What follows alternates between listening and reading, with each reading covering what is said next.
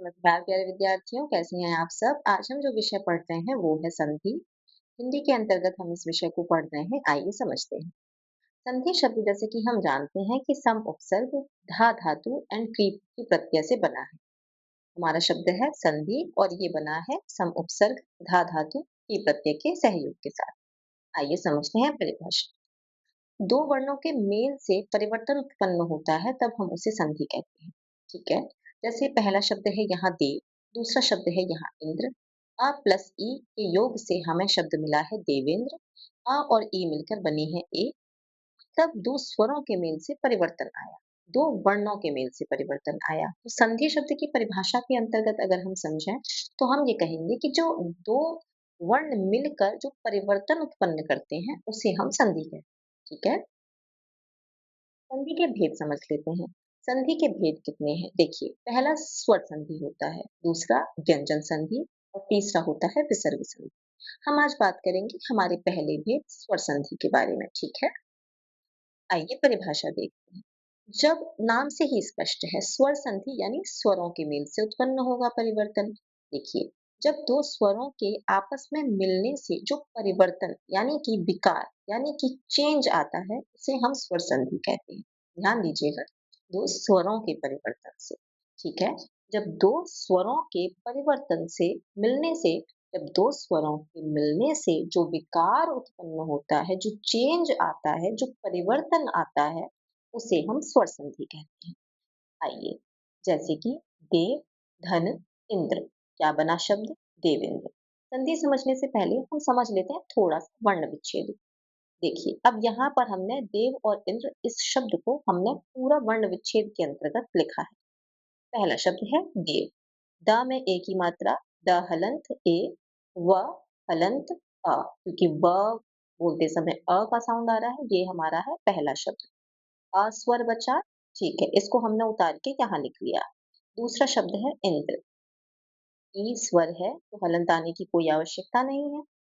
इंद्र का ना, द्र से आधा द, र और र में अ का साउंड, ये हमारा वर्ण विच्छेद हो गया। अब देखिए, हमने पहले शब्द के अंतिम स्वर यानी अ को और दूसरे शब्द के प्रथम स्वर यानी ई को नीचे उतारा।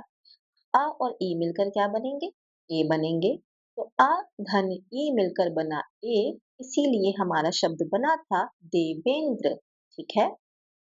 आइए आगे बढ़ते हैं। संधि के प्रकारों की अगर हम बात करें तो संधि के तीन प्रकार होते हैं। स्वर संधि, व्यंजन संधि, विसर्ग संधि, जो कि हम पहले समझ चुके हैं। क्योंकि हम प्रथम बार पढ़ रहे हैं तो हम स्वर संधि से शुरुआत करेंगे। स्वर संधि के हम भेदों को देख लेते हैं। ठीक है।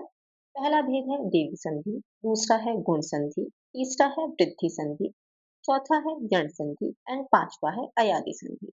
सबसे पहले हम बात करेंगे दीर्घ संधि। ठीक है। दीर्घ संधि क्या है? परिभाषा देखते हैं। जब दो समान स्वर ह्रस्व या दीर्घ आपस में मिलते हैं तो वे मिलकर दीर्घ यानी बड़ा हो जाते हैं, इसे ही दीर्घ संधि कहते हैं। समझिए, दो समान स्वर ह्रस्व भी हो सकते हैं, दीर्घ भी हो सकते हैं। जब वो आपस में मिलते हैं तो वो बड़े बड़े वाले अक्षर को, बड़े वाले स्वर को इम्पोर्टेंस दी जाएगी। ठीक है। चाहे छोटा स्वर मिले, चाहे बड़ा स्वर मिले, हम बड़ा बाद में जो चेंज लाते हैं वो बड़े स्वर का आता है। अब हम इसे उदाहरण से समझेंगे तो ज्यादा अच्छे से समझ पाएंगे। ठीक है। एक बार और परिभाषा देख लेते हैं। जब दो समान स्वर ह्रस्व यानी छोटा स्वर, दीर्घ यानी बड़ा स्वर, ये जब आपस में मिलते हैं तो वे मिलकर दीर्घ यानी बड़ा स्वर हो जाते हैं, इसे ही दीर्घ संधि कहते हैं। उदाहरण से बेहतर समझ पाएंगे। जैसे मान लीजिए पहला है आ, छोटा स्वर ह्रस्व स्वर प्लस आ, दोनों ह्रस्व स्वर मिलके बड़ा यानी बड़ा दीर्घ स्वर बनाएंगे, बना आ।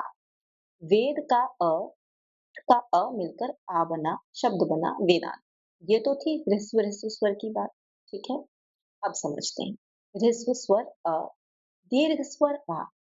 यहाँ पे हमने देखा कि दोनों अ मिल रहे हैं ह्रस्व स्वर, तो भी हमने बड़ा आ को कंसिडर किया है, मतलब मिलके बड़ा आ बनेगा। तो यहाँ छोटा स्वर और बाद में बड़ा स्वर मिला है तो भी बड़ा आ मिलेगा, यानी कि फर्क नहीं पड़ता है कि यहाँ पे छोटा अ है कि बड़ा अ है।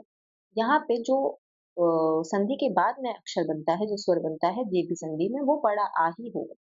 ठीक है? इसीलिए यहाँ पे दोनों ह्रस्व स्वर मिलने से दीर्घ स्वर बना और यहाँ पे एक ह्रस्व और एक दीर्घ मिलकर बड़ा आ। शब्द है देव धन आलय। अ प्लस आ मिलकर बनेगा बड़ा आ, शब्द बना देवालय। ठीक है? इसी प्रकार ई प्लस ई मतलब छोटी ई मिलकर बना बड़ा ई। गिरि प्लस इंद्र शब्द बना गिरींद्र। गिरि धन इंद्र शब्द बना गिरींद्र। दूसरा उदाहरण ई छोटा स्वर ई बड़ा स्वर दोनों मिलकर बना दीर्घ स्वर मतलब बड़ा स्वर, शब्द बना मुनीश। कैसे? मुनि में छोटी ई है, ईश में बड़ी ई है। यहाँ ई ह्रस्व स्वर बड़ी ई दीर्घ स्वर मिलकर बड़ी ई ही बने हैं, मुनीश हुआ। तो ये जो उदाहरण है ये दीर्घ संधि के अंतर्गत आते हैं।